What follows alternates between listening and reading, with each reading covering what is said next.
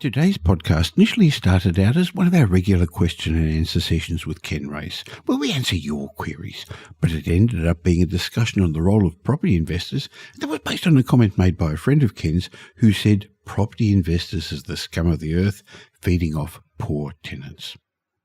While I'm sure as somebody interested in property you've got your own views on this, I still think you're going to enjoy my chat with Ken as we initially answer Grant's question about whether Australia is going to fall into recession.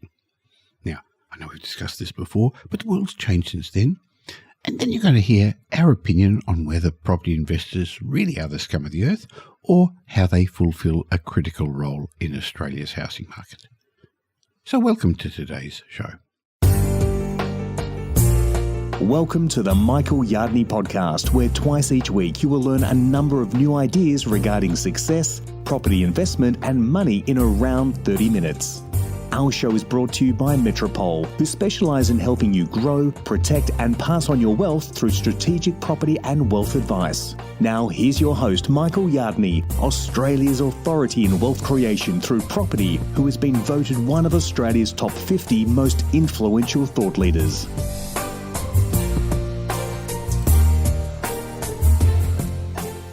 Today's a question and answer show where we answer your questions. We help you work through all the maze and puzzles of what's happening in the property markets and the economy. And to help me, I'm joined by Ken Race, Director of Metropole Wealth Advisory, who's widely recognised as Australia's leading property tax strategist. Hello, Ken. Hi, Michael. Now, Ken, we've got a range of questions that I'd like to discuss with you. Let's see how many we get through. But the first one was left by Grant A on our website. Grant asked a question I think a lot of people are wondering about at the moment, and he's saying that Reserve Bank's aggressively raising interest rates, as is the Fed in the United States, and there's talk about recession in the United States. So his question is, what are your thoughts? Will we fall into recession here as well? Well, Grant, my thoughts are yes, the Reserve Bank has lifted interest rates, and they've lifted them from those super stimulatory levels to levels that are now more appropriate because our economy is strong. Remember, they dropped interest rates because there was fears of us falling into recession. There was fears of double-digit unemployment when COVID started a couple of years ago, and that was really uncharted territory. But clearly, the Reserve Bank has warned that it knows it's treading on a narrow path in its attempt to get inflation down back to 2 to 3%, the range it likes, while at the same time keeping the economy, in their words, on an even keel, which means not going into recession. And yes, they are aggressive moves, and yes, they could maybe lead to a recession, but not necessarily. This policy, I don't think you should necessarily be fearful of it. Hopefully the central banks are going to be listening to what's happening in the marketplace and act accordingly. But there's a lag in data, and I want to discuss that with Ken in just a moment. So it's not easy for the Reserve Bank. But Ken, the question is, are we going to fall into a recession? So let's first start with the basics. For those who aren't sure, what is a recession? Yeah, maybe one step back first. It's the Reserve Bank has got the job to keep inflation down and to keep unemployment levels down. It uses interest rates as the lever to manage the economy, to ensure inflation doesn't go berserk, and to ensure that we get as many people employed as possible. So we've seen this aggressive, and I'll use the word aggressive because I think it is, this aggressive shift in interest rates due to inflation. But I think one of the mistakes they've made, and a bit presumptuous to say that, is prices were going up. I mean, we all remember the $10 letters. I thought it was $11. For 11. Someone who normally has a green salad for lunch, it did affect me. It was cheaper to now go and buy something. So, did you put cabbage in instead, Ken? Yes. So it was a supply driven, whereas normally it's demand driven. So people want a good and they keep pushing the price up, and therefore that causes inflation. We now had the supply restricted and people chased goods, a lot of them being staple goods such as food. Now that they're saying there's a time to slow down, because if they increase interest rates too much, that will actually put a dampener on the economy. People won't buy things. Businesses won't invest. Employment levels could fall. And a technical recession, and I'll use the word technical as opposed to just a recession, is when you have 2 consecutive 3-month periods showing reduced prices. So a good was sold at $100 last quarter. It's selling at $95 now. That would contribute to a reduction in prices. And if overall, of all the goods and services going up and down, they end up falling, that's then a recession. So that's a reduction in GDP. And that means that overall the economy is going backwards. But that doesn't mean people are out of a job, Ken. It doesn't mean people are on the streets. No. That's why I think you use the word technical, because technically it is an issue, but practically not necessarily. Correct. And if that happens 2 quarters in a row over 6 months, then they label it a recession. We've certainly had periods of 1 quarter. But I don't think we should be that afraid of it now because people are keeping jobs. There's a steady stream of production going on. It's like, and I don't understand it, when the weatherman says it's 15 degrees, but it feels like 10. I mean, that's a technical recession. We shouldn't be afraid of it. So it's a bit of pain will bring good times ahead, because if they rein in inflation, and I think they have to allow breathing space for the economy to actually allow for wages growth. Because wage growth actually is a stimulus to inflation. So we want to bring it down to create this buffer, I think, to allow wages to grow without the Reserve Bank having to say, hang on, wage growth will create more inflation and therefore we have to keep interest rates rising. Well, Ken, some people are saying, but if inflation is going up, why is the Reserve Bank lifting interest rates, which is costing us more in many ways? Yeah, their job is to keep a cap on inflation and to have employment levels at a sustainable level. So the only way they can do that is to either stimulate or depress the economy. And the only lever they have is interest rates. The government has got taxes, and they call that fiscal policy. So the Reserve Bank has monetary policy, which is interest rates. So they've only got one weapon to do their job, and that's interest rates. So it's always this blunt instrument that they have to use because it's the only one. Now, not quite right, because they can print more money and put money into the economy, but the basic weapon they have is interest rates. So as they see inflation rise, their job is to bring it down. So they whack it with a big hammer, which is increasing interest rates. I think there's another way of looking at it also, that the economy is doing well. It's done particularly well. So there's no need for the stimulatory pandemic rate settings that we had over 2020 and 2021. So interest rates had to come up to the more normal level where at least they don't stimulate the economy, because we don't want that. And if anything, for a short term, they actually depress the economy. Secondly, we really needed to bring back demand, as you started to say, because consumers are spending. Despite interest rates starting to go up in May, the banks keep reporting that we're spending our stashed cash. Australians put a lot of money aside over the last little while, paid down their credit cards, paid off their debts and stashed a bit of cash. So we've been splashing out a little bit. So really it's important to actually slow down our spending, isn't it? That's right. And one of the outcomes of all that is, and that's one of the things that the Reserve Bank is worried about, lower interest rates have meant, in the main, increased borrowing capacity for people. So they've borrowed more money to buy property. And as they see property prices rise, they say, what about the first home buyers? You know, it's not sustainable. But no one ever says the stock market went up 20%. Let's increase interest rates to suppress the stock market. And I think that's because housing is such a visible thing that affects a wide range of people.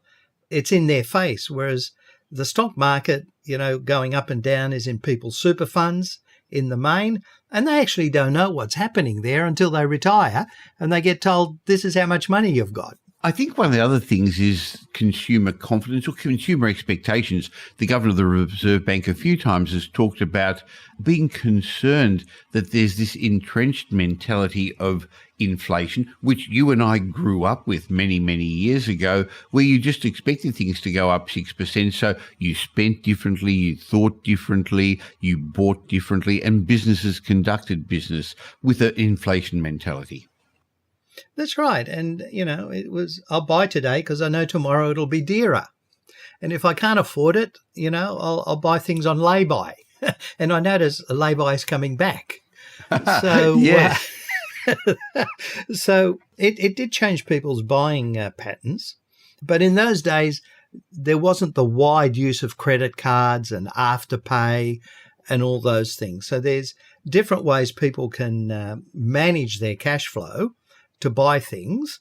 And, for whatever reason, depending on the generation we're talking about, it's I want it and I want it now.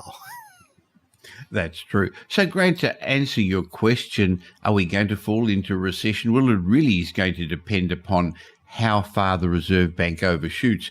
But yes, as Ken and I have used the word before, aggressive is the way I'd describe their interest rate adjustments, the most aggressive policy since 1994. But a number of other central banks are doing the same. It's happening all around the world.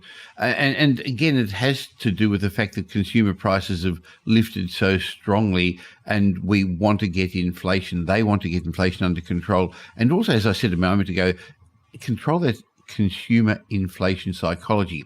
Because maybe I didn't explain it too well a moment ago. If consumers and businesses believe inflation is going to remain high, they adjust their wages, they adjust their leases, they adjust selling prices accordingly, and then inflation keeps rising. It's a spiral. So the the Reserve Bank's actually trying to depress demand and change our thinking about this.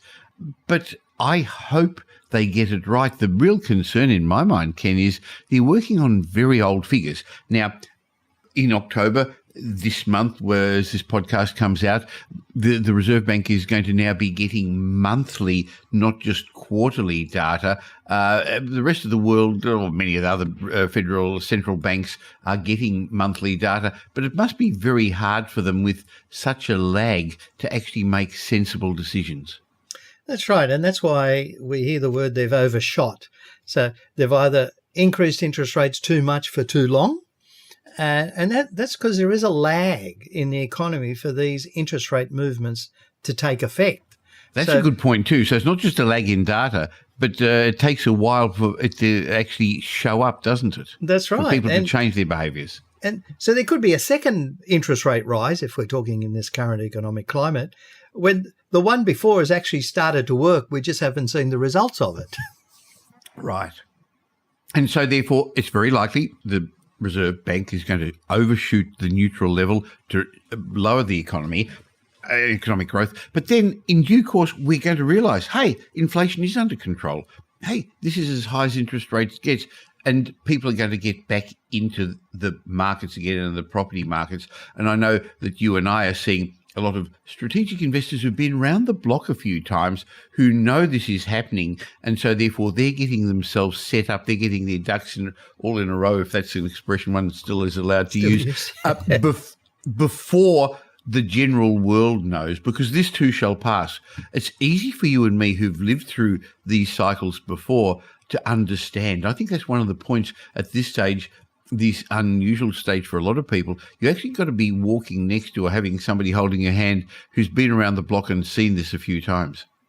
And I think more importantly, remember and take that into account when they make decisions.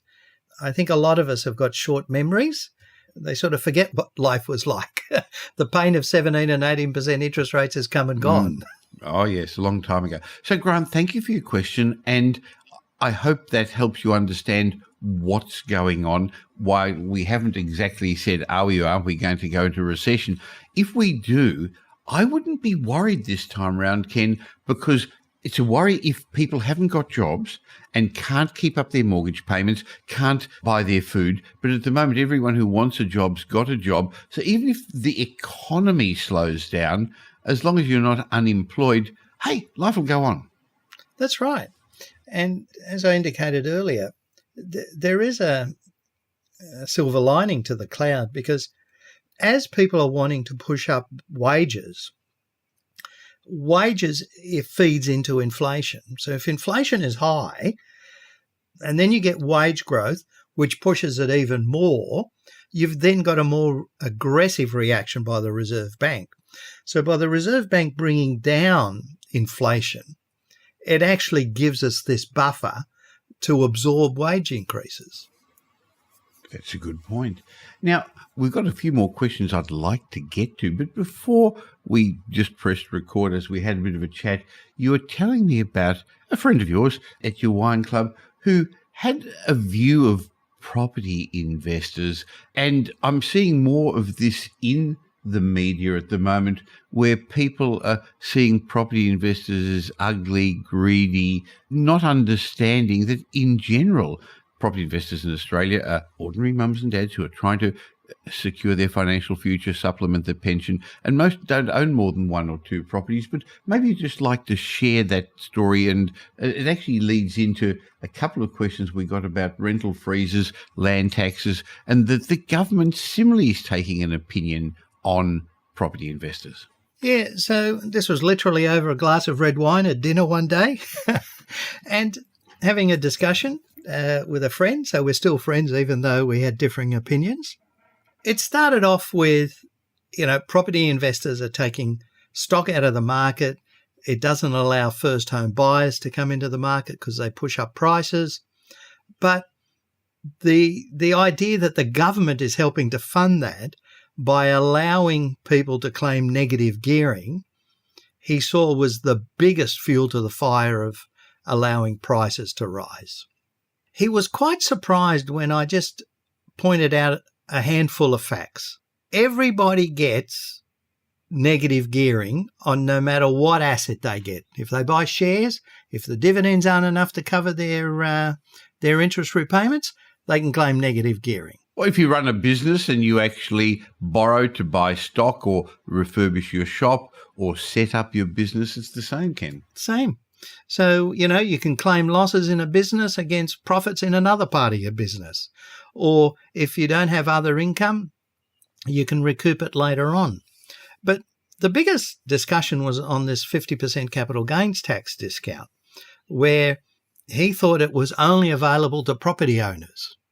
So we give people the negative gearing and we give them a 50% discount when they sell the asset. And again, I had to point out to him that capital gains discount is available to everybody for every type of asset. It doesn't matter if it's shares, if you bought investment paintings, your Bitcoin, your vintage cars. It doesn't matter. Everybody gets it. So property is taxed exactly the same as every other asset class. But the one difference is property is the highest taxed asset class. And then that brought about a whole new discussion when I pointed out to him that when you buy property as an investment property, you pay stamp duty, you pay land tax, you pay GST.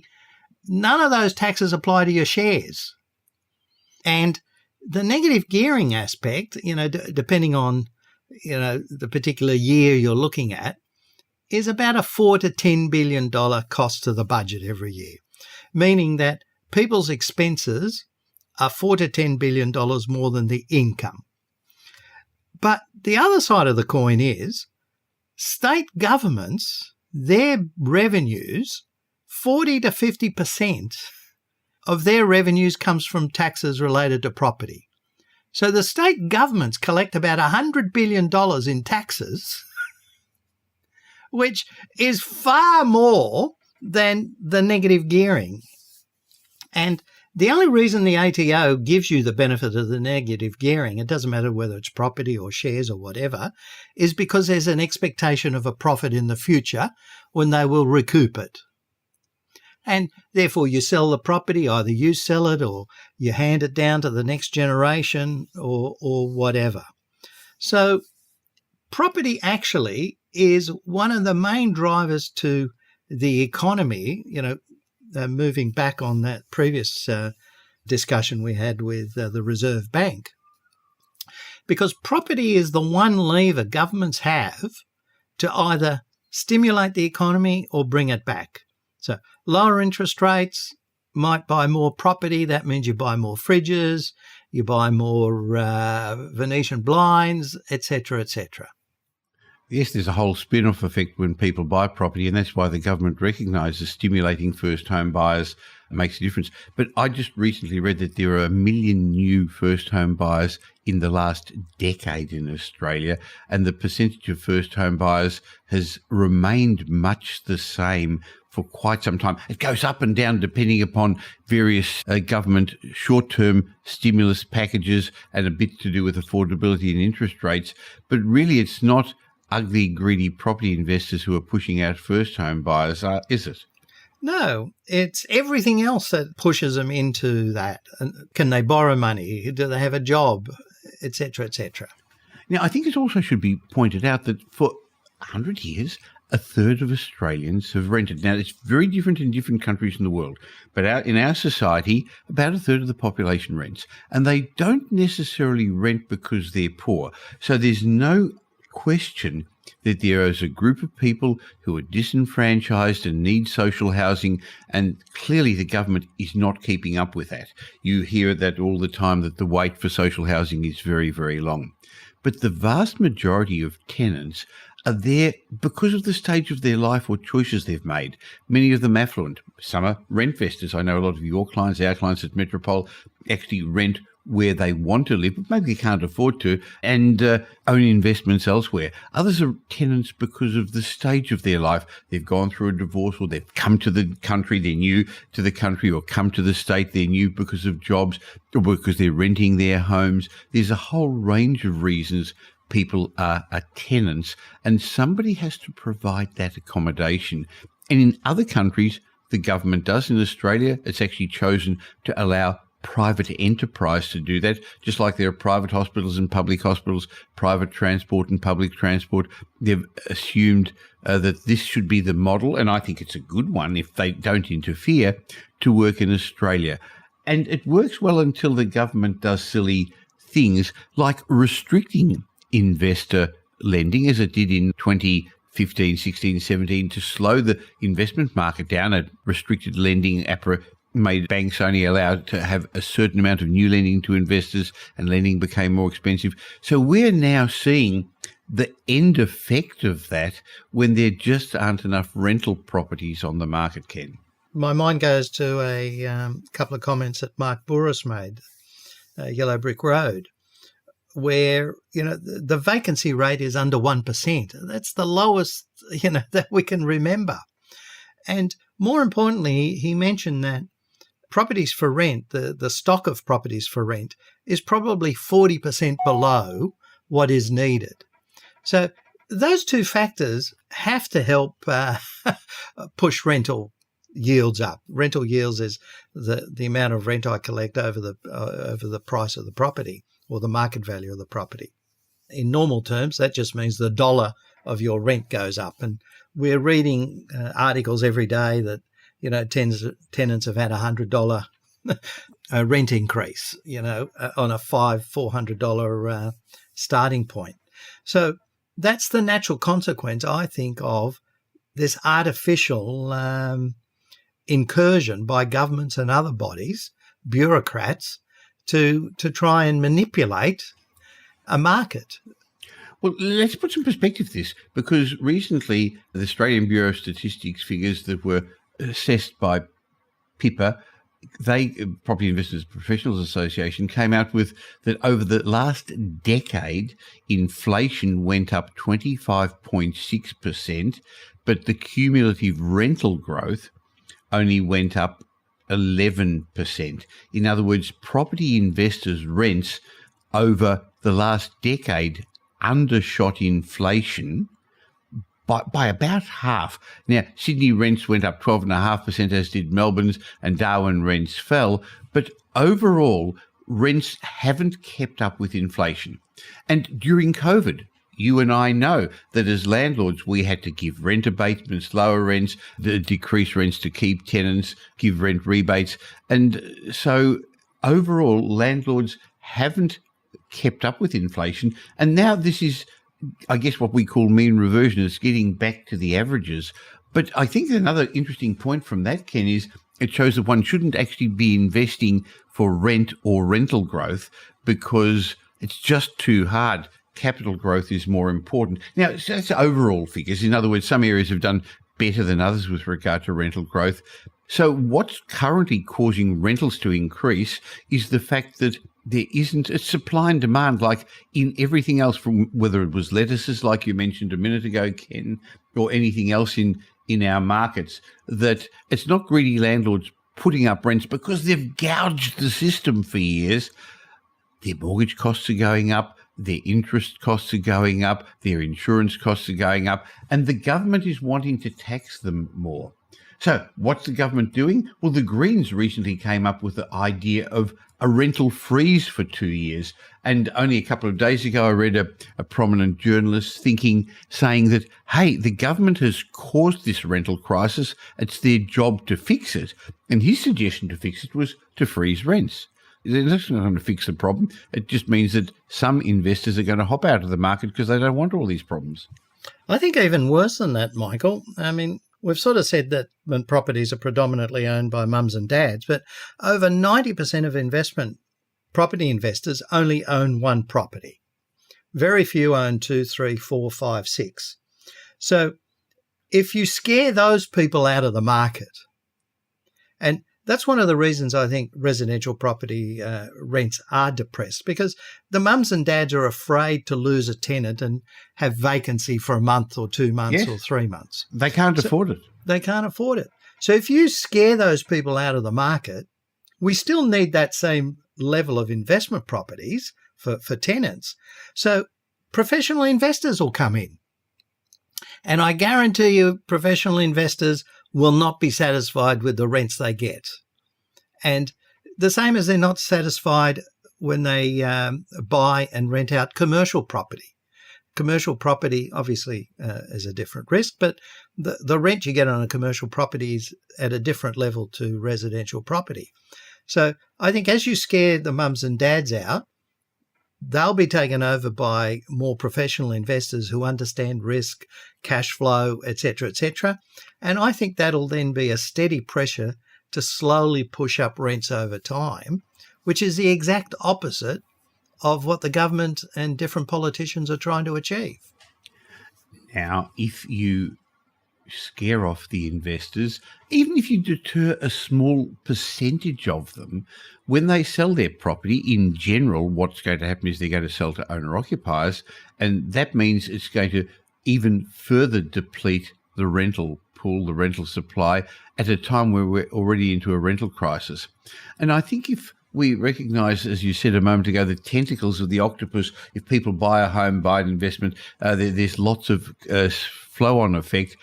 Australia's building industry relies very heavily on investors as well. So it's a logical consequence of diminishing the investor pool discourages construction and development of new housing as well, with all the flow-on effects from that.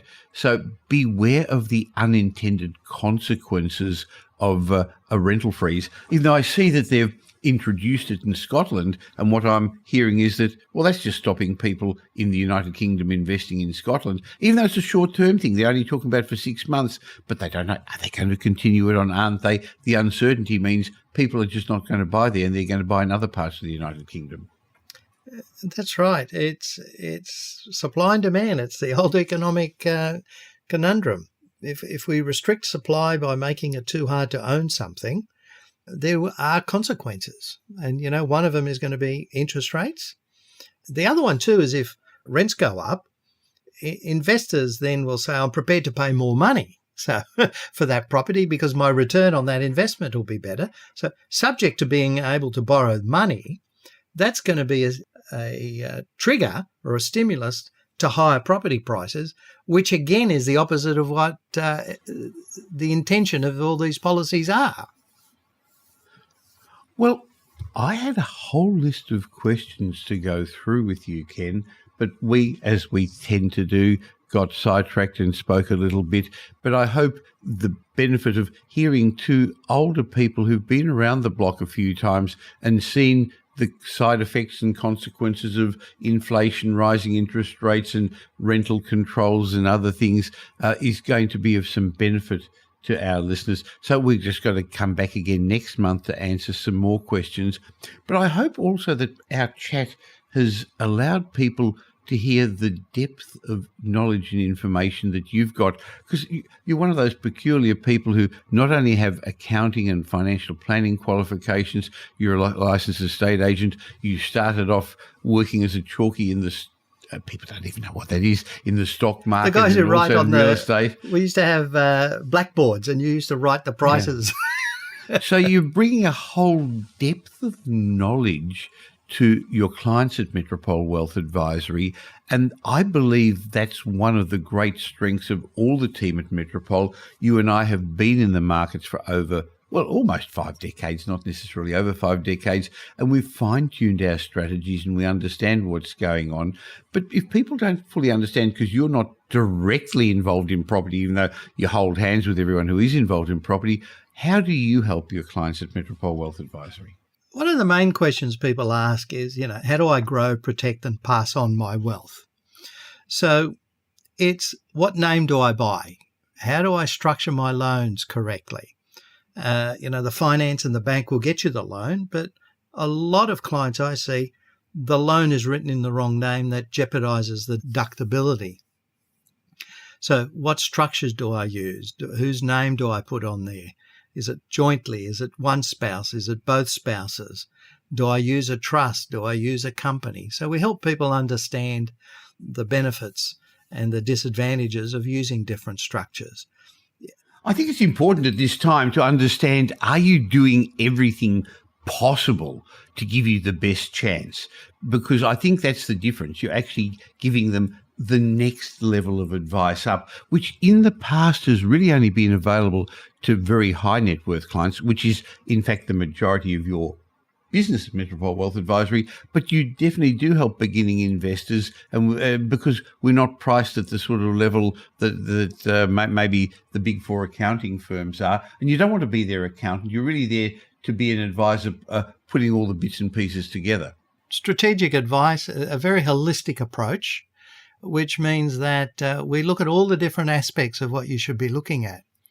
I did a little seminar the other night for clients, and a couple of people in the audience gave me examples. They went to their lawyer and they got this solution for their problem. But when they went to their accountant said, yeah, that works, but you now can't get a tax deduction. So this allows us to help clients in this broad, holistic way where we look at the different professional requirements to make sure that the best answer is given, the best recommendation is implemented, taking into account all the different components, which is quite unusual. And I think as economies tighten up, as people try and invest, they actually need that broader approach to wealth creation and not just be satisfied with, I'll go to person number 1 for this, person number 2 for that. They need somebody to bring it all together. I think that's true because the various professions speak different languages. So at Metropole Wealth Advisory, we audit your current situation, we help you plug any holes, we fix any existing problems, but then I know Ken and his team look ahead to prevent any future mistakes by providing proven frameworks that safely ensure you're going to maximize your returns and give you the certainty that you need in these challenging times to grow, protect and pass on your wealth. Now, I'm going to leave a link in the show notes, but just simply go to metropole.com.au and click on the Wealth Advisory tab. Find out a bit more about what Ken Race does and let's see how we can help you on your wealth creation journey.